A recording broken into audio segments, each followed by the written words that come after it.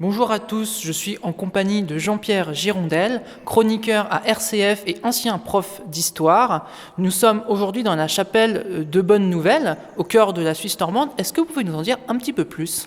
Alors la chapelle de Bonne-Nouvelle, pourquoi la chapelle de Bonne-Nouvelle ?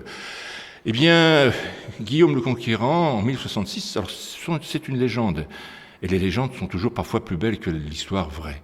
Donc en 1066, Guillaume le Conquérant était en Angleterre, où il ferraillait, et paraît-il que le seigneur de Grimoux aurait kidnappé Mathilde, l'épouse quand même de Guillaume le Conquérant, et que Mathilde n'aurait pas dit non en fin de compte. Ça serait laissé donc embarquer vers ce voyage, donc disons amoureux. Le problème, c'est que Grimoux était quelqu'un que Guillaume abhorrait, puisque à la bataille de Val-es-Dunes, donc il était l'adversaire de Guillaume le Conquérant. Donc lorsqu'il est rentré et que le bruit a couru que Mathilde était partie avec le seigneur de Grimoux, il est rentré dans une colère folle, et on le comprend, et est parti à sa recherche. Il a commencé à aller à travers la Normandie, et il est arrivé là, dans ce qui va devenir donc plus tard la Suisse normande, et il est arrivé là, sur cette colline, guettant vainement, parce que la colline était dénudée à cette époque-là, on utilisait le bois, et puis les troupeaux faisaient que on voyait de très loin. Et donc il arrive, il passe la nuit, et au lendemain, il rencontre un berger en lui disant « Mais Grimoux, t'as pas vu avec Mathilde ?» Et le berger « Si, par là, par là !» Et aussitôt, il envoie ses forces, et Grimoux est donc capturé. Alors, on va reparler de Mathilde après, mais Grimoux est capturé. Alors là, il a un triste sort. D'ailleurs, on dit le Plessis-Grimoux, parce que Plessis, il y a le mot donc pelle, qui veut dire qu'il a été écorché vif, voilà. Et ensuite, il a été démembré. Alors ça, c'est la légende, bien entendu. Quant à Mathilde, eh bien évidemment, Guillaume le Conquérant n'était pas content. Il est revenu au château à Caen. Il est passé par la rue Froide, qu'on appelle la rue Froide, parce que les gens ne disaient rien devant Guillaume. Et Mathilde a dit « Quelle froide rue !» parce que personne ne la soutenait. Le soir, elle était donc mise en prison, et dans la nuit, Guillaume est arrivé, déguisé en moine, en lui disant vraiment « Mathilde, c'est pas bien, tu as trompé notre duc et seigneur », et elle, en larmes, a dit « Pas du tout, c'est mon seul duc, c'est lui que j'aime ». Et Guillaume enlève sa capuche, et ils sont reconnus. Voilà pour la légende. En vérité, il faut savoir que Guillaume le Conquérant et Mathilde ont été le couple le plus uni du Moyen-Âge, de cette époque. Voilà, donc on pourrait penser qu'il y aurait eu, je dirais, mésaventures sentimentales. Pas du tout, c'était le couple le plus soudé. Il faut savoir aussi que Guillaume voulait donc épouser une noble, une franque. Il avait été chercher Mathilde en Flandre.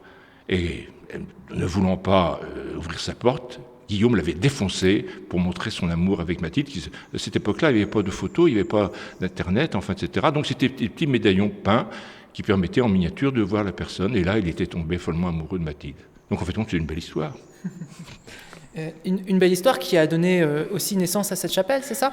Tout à fait, puisque Guillaume a décidé, en bon prince, que sur ce lieu avait été donc indiquée la voie où se trouvait Grimoux, que c'était une bonne nouvelle, il retrouvait sa femme, donc ça serait la chapelle de Bonne-Nouvelle. Une partie de cette légende concerne aussi les jeunes filles ?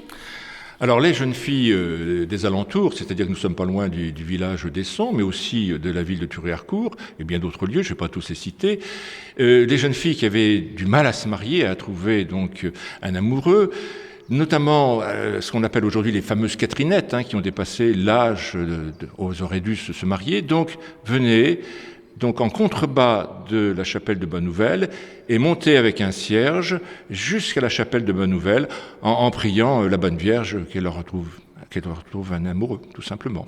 Nous nous trouvons dans une chapelle qui date du 19e siècle.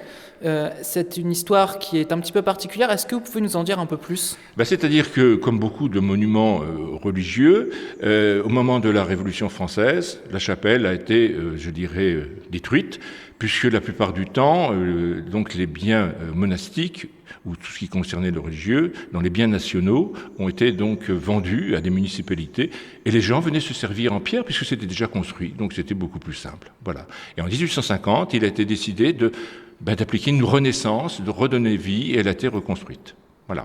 avec une particularité, je dirais, importante, c'est qu'on voit toujours l'architecture normande, classique des voûtes, c'est-à-dire la barque, le bateau, le navire renversé, et sur le fronton, on a ce qu'on appelle donc un mur-clocher. Il n'y a pas, vous savez, le petit clocheton qu'on retrouve dans les chapelles, il est fait à l'extérieur, voilà, tout simplement. Avec aussi un autel en bois qui a été restauré. Il a été restauré il y a quelques semaines et qui est vraiment magnifique dans sa restauration.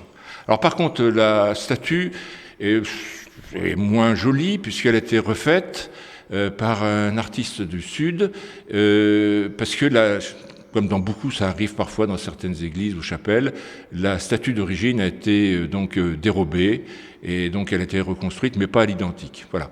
Bon, je respecte le cachet de l'artiste. Je respecte le cachet de l'artiste. Et nous avons aussi du carrelage à motifs ainsi que des dalles d'époque au sol. Voilà. Donc les motifs, enfin les dalles à motifs sont beaucoup plus récentes. Il faut compter fin 19e, alors que le dallage, lui, réel de la base de l'église est d'époque.